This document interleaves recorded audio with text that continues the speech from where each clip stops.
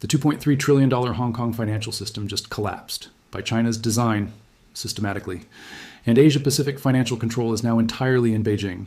This wasn't a gradual transition. This wasn't market evolution. This wasn't regulatory adjustment. This was systematic demolition.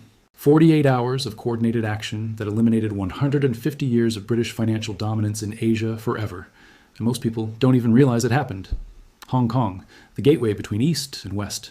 The financial hub that processed $2.3 trillion in annual transactions. The neutral territory where Western banks accessed Asian markets while Chinese companies accessed global capital. Gone. All of it. In less than 2 days. Here's what actually happened. While Western media was focused on Taiwan tensions, while European leaders were managing their energy crisis, while American policymakers were obsessing over inflation data, China executed the largest financial takeover in modern history. They didn't invade Hong Kong militarily, they didn't impose martial law, they didn't shut down the stock exchange. They did something much more effective, much more permanent, much more devastating. They made Western financial institutions irrelevant, overnight, through regulatory changes that were technically legal but practically impossible to comply with. The new financial security law, implemented without warning at 6 a.m. Hong Kong time on Tuesday morning. 17 pages of technical language that fundamentally altered the operating conditions for foreign financial institutions. Every Western bank, insurance company, asset manager, and investment firm operating in Hong Kong faced the same impossible choice.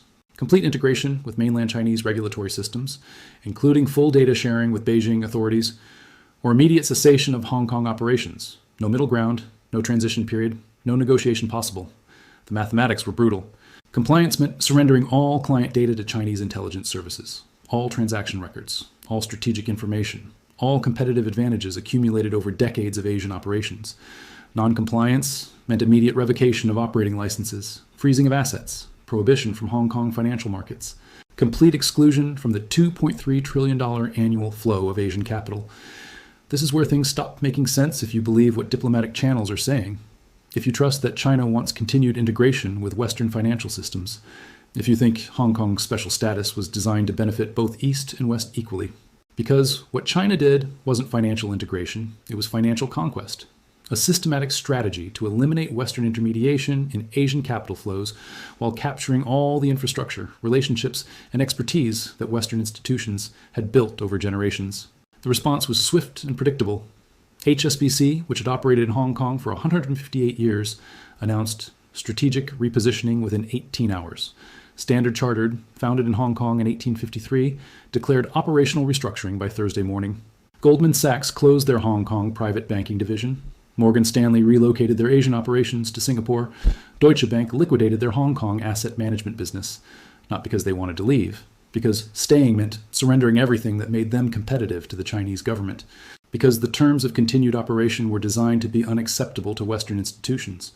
Within 48 hours, over $847 billion in assets under management had left Hong Kong permanently, the largest single-day capital flight in financial history.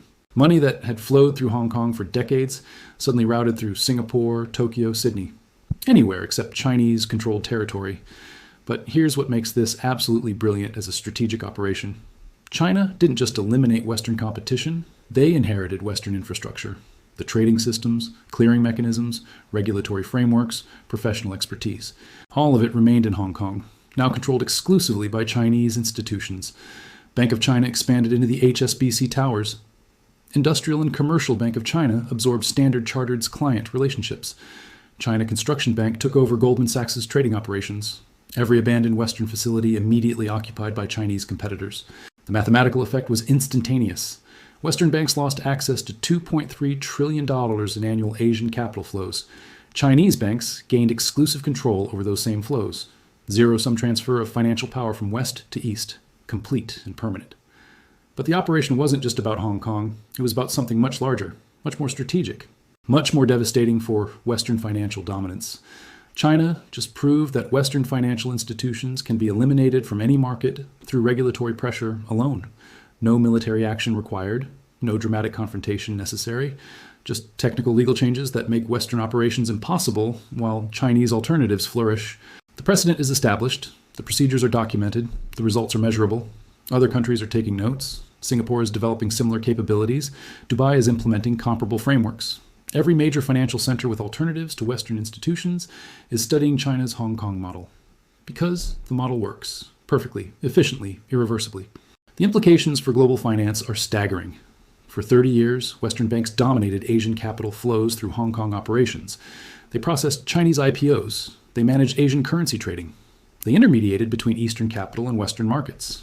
That intermediation just ended. Chinese institutions now control Asian capital flows directly. Western banks have been reduced to spectators in the fastest growing financial region on Earth. The numbers prove the strategic impact. Asian financial markets processed $47 trillion in transactions in 2023. Hong Kong accounted for 17% of that volume. Western institutions managed 62% of Hong Kong transactions through local operations. All of that is now controlled by Chinese institutions. $2.3 trillion in annual financial flows, trillions more in related services, clearing, custody, advisory services, currency trading. Entire ecosystems of financial activity transferred from Western to Chinese control. But the most significant consequence isn't measured in dollars. It's measured in strategic independence. China no longer needs Western financial institutions to access global capital markets. They've built complete alternatives that function independently of Western approval. Chinese companies can raise capital through Shanghai and Shenzhen exchanges. Chinese investors can access global markets through Chinese banks. Chinese currency can be traded through Chinese systems. The entire cycle of financial intermediation operates without Western involvement. This represents the end of Western financial colonialism in Asia. For decades, Western institutions extracted fees from Asian capital flows while maintaining control over access to global markets. Asian wealth flowed through Western systems that charged for the privilege of participating in Western-dominated finance. Now Asian wealth flows through Asian systems. Chinese institutions capture the fees. Chinese authorities control the access. Chinese policy determines the terms of participation. The wealth extraction model has reversed. Western institutions that want access to Asian markets must now pay Chinese intermediaries, must comply with Chinese regulations, must accept Chinese terms for Chinese market participation. The colonial relationship has inverted. The colonized have become the controllers. The extractors have become the extracted, and it happens so quickly that Western policymakers are still processing the implications, still trying to understand how 30 years of financial dominance evaporated in 48 hours. The answer is mathematical. When you control $2.3 trillion in annual capital flows, you can dictate the terms of market participation. When other participants need your markets more than you need their services, you can eliminate their involvement entirely. China reached that mathematical threshold and acted decisively. They didn't negotiate. They didn't compromise. They didn't phase in the changes gradually. They created an impossible choice and forced immediate decisions.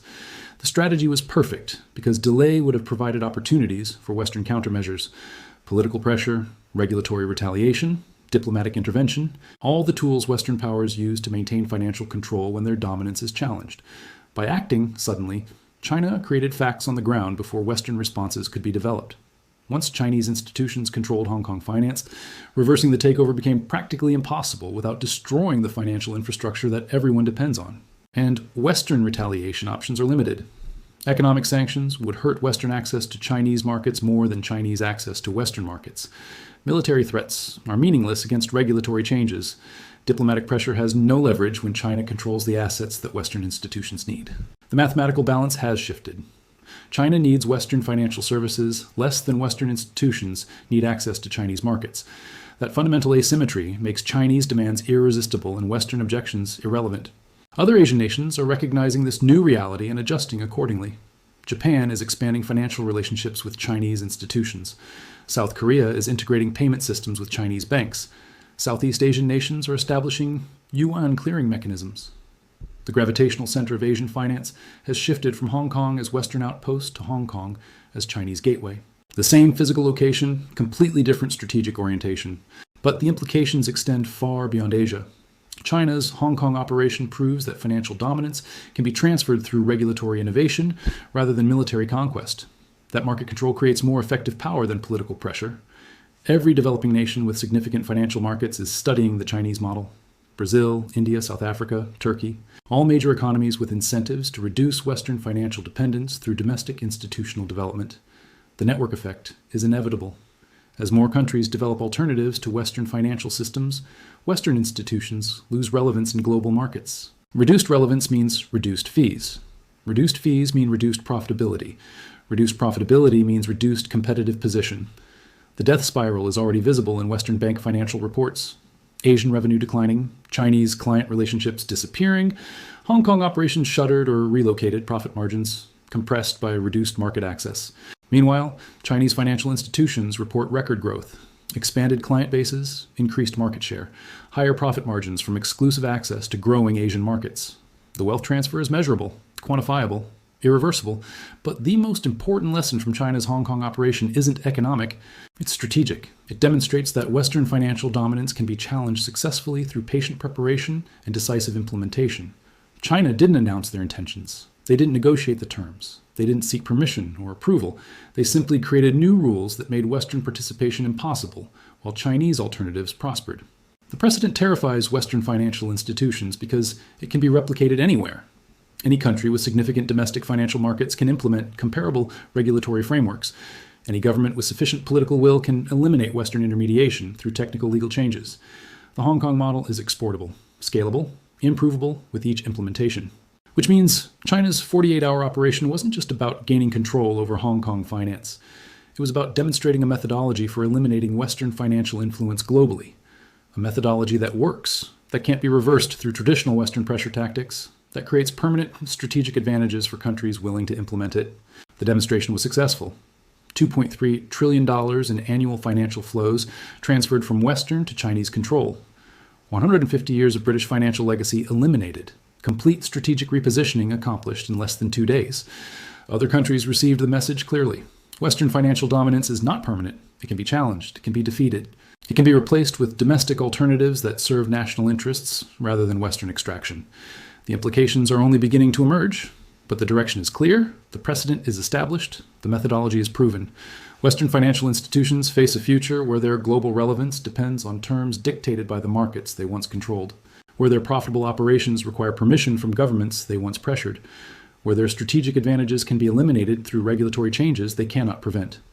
The colonial era of Western finance is ending, not through military defeat, through regulatory innovation, through systematic demonstration that alternatives work better than dependence. China's Hong Kong operation was the proof of concept. 48 hours that changed everything about global financial power distribution. $2.3 trillion just changed hands, permanently, irreversibly, completely. The financial conquest is complete. The strategic realignment is accomplished. The new era has begun, and Western institutions are discovering what it feels like to be on the outside of systems they once controlled. The mathematics have spoken. The power has shifted. The future belongs to those who control the markets rather than those who once extracted from them. China made sure they would be the controllers, not the extracted. 48 hours was all it took.